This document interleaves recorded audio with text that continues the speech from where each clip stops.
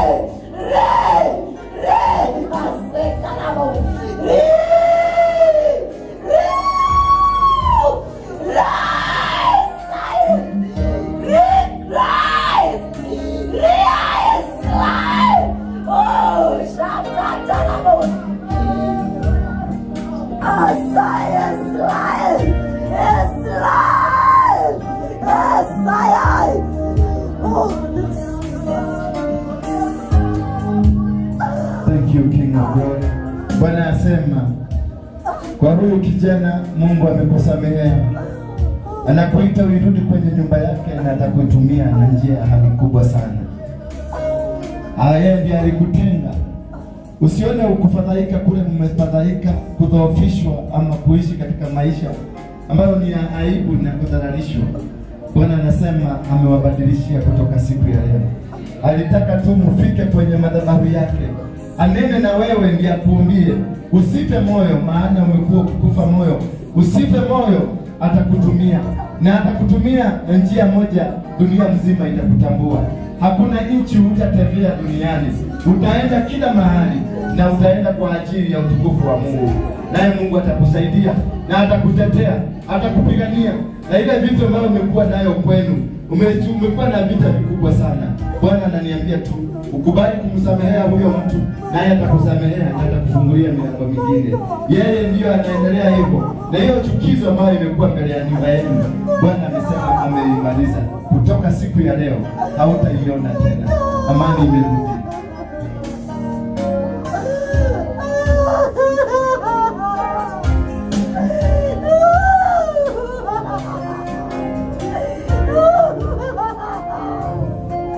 Let's continue praising. Continue worshiping.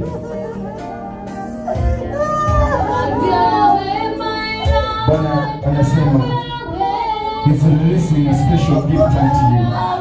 Come closer. Kuinua mikono yako juu.